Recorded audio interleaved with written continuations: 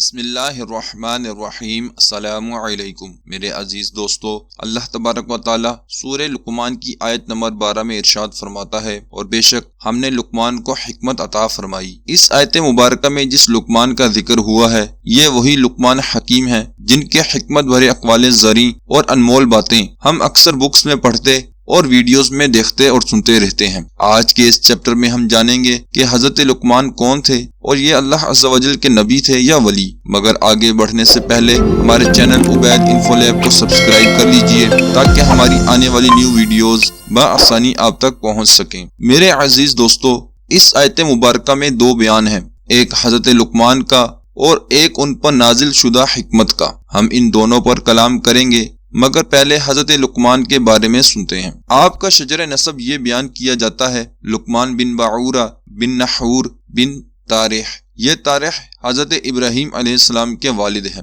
ایک قول کے مطابق آپ کا شجر نسب یہ ہے، لقمان بن عنقہ بن سرون، اور یہ ایلا کے رہنے والے تھے۔ وہب بن منبہ کے مطابق یہ حضرت ایوب علیہ السلام کے بھانجے ہیں، اور مقاتل کے مطابق یہ حضرت ایوب علیہ السلام کے خالہ زاد بھائی ہیں، اور ایک قول یہ ہے کہ آپ آزر کی اولاد سے ہیں۔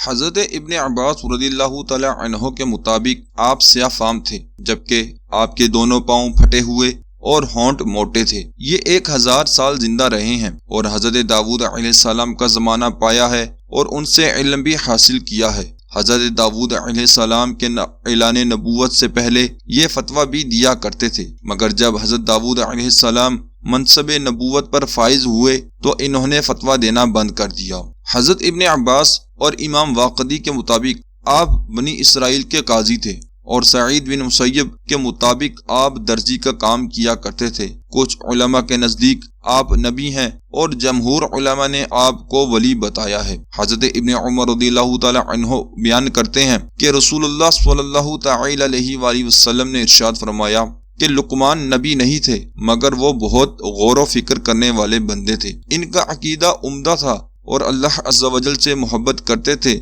اور اللہ عز و جل نے ان کو اپنا محبوب بنا لیا تھا۔ وہب بن منبہ سے سوال کیا گیا کہ لقمان نبی تھے یا نہیں، تو جواب دیا نہیں، ان کی طرف وحی نہیں کی جاتی تھی، مگر وہ نیک شخص تھے۔ ایک اور روایت میں ہے کہ اللہ عز و جل نے حضرت لقمان کو نبوت اور حکمت میں سے ایک کو اختیار کرنے کا فرمایا، تو انہوں نے حکمت کو اختیار فرمایا۔ جس وقت وہ سوئے ہوئے تھے، حضرت جبرائیل علیہ السلام آئے اور ان پر حکمت القا کر دی۔ وہ صبح جب اٹھے تو حکمت کے ساتھ کلام کر رہے تھے۔ جب ان سے پوچھا گیا کہ حکمت کو کیوں اختیار فرمایا، تو فرمایا، اگر اللہ عز و جل مجھے اپنے اختیار سے نبوت عطا فرماتا تو شاید میں اس کا بوجھ اٹھا لیتا، مگر جب مجھے اختیار دے دیا گیا تو مجھے ڈر لگا کہ شاید میں یہ بوجھ نہ اٹھا سکوں، تو میرے نزدیک حکمت ہی پسندیدہ ہوئی۔ حضرت لقمان کے بیٹے کے متعلق 3 قول ہیں۔ کلبی کے مطابق ان کا نام مشکم تھا، اور نقاش کے مطابق ان کا نام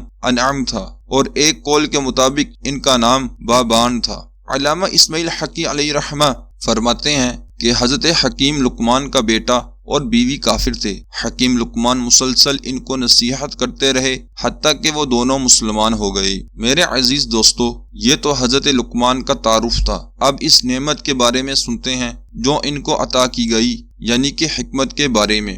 حکمت کے بارے میں علماء کے مختلف اقوال ہیں۔ حضرت ابن عباس رضی اللہ تعالی عنہ کے مطابق حکمت سے مراد عقل، فہم اور ذہانت ہے۔ حضرت مجاہد کے مطابق عقل، فکر اور درست بات کرنا حکمت ہے۔ امام راغب علیہ رحمہ کے مطابق معرفت اور نیکیوں کا کام کرنا حکمت ہے۔ امام رازی کے مطابق عمل کی توفیق ملنا حکمت ہے، اور ابو الحیان کے مطابق جس کلام سے نصیحت حاصل کی جائے اور انسان اس کلام سے متنبہ ہو اور لوگ اس کلام کو نقل کریں، یہی حکمت ہے۔ ایک قول کے مطابق علم اور عمل میں پختگی حکمت ہے۔ اس کے علاوہ اور بھی حکمت کی تعریفیں کی گئی ہیں، جیسا کہ بعض علماء نے کہا کہ حکمت یہ ہے کہ انسان کو معرفت ہو، یعنی اس کو پہچان ہو کہ اس کے لیے کیا چیز فائدہ مند ہے اور کیا نقصان دہ۔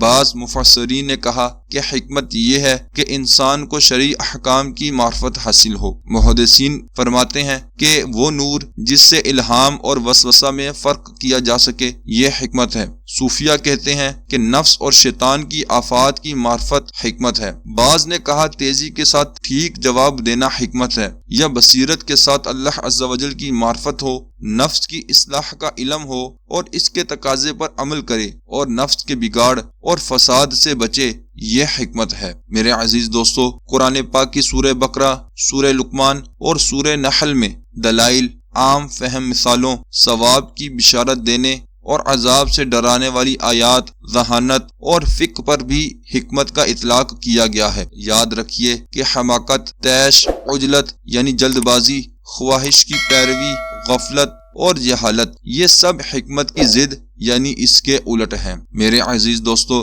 اب آپ کے سامنے حضرت لقمان حکیم کی چند حکمت بری باتیں پیش کی جاتی ہیں۔ نمبر 1، کسی نے حضرت لقمان سے کہا کہ تم کتنے بدصورت ہو، تو جواب دیا کہ تم میرے چہرے میں عیب نکال رہے ہو یا چہرہ بنانے والے میں۔ نمبر 2، جو شخص اپنے آپ کو نصیحت کرتا ہے، اللہ عز و جل اس کی حفاظت فرماتا ہے۔ نمبر 3، جس آدمی کے اخلاق اچھے نہیں ہوتے، اس کی پریشانیاں بڑھ جاتی ہیں۔ نمبر 4، اللہ عز و جل سے ڈرتے رہو، وہ تم کو اپنی رحمت سے مایوس نہیں کرے گا۔ نمبر 5، جو آدمی جھوٹ بولتا ہے، اس کے چہرے کی رونق جاتی رہتی ہے۔ نمبر 6، تم لوگوں سے اچھی باتیں کرو اور کشادہ روی اور ہنستے چہرے سے ملو تو لوگوں کے محبوب بن جاؤ گے۔ نمبر 7، جب تک خاموش رہو گے سلامت رہو گے، صرف وہی بات کرو جو بات تمہارے لیے مفید ہو۔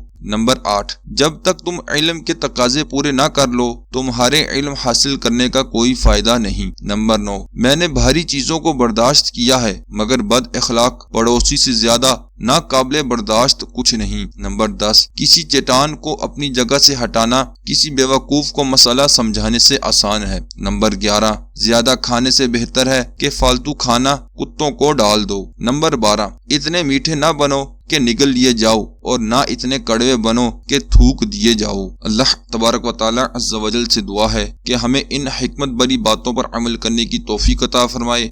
آمین بجاہ النبی الامین صلی اللہ تعالی علیہ وآلہ وسلم۔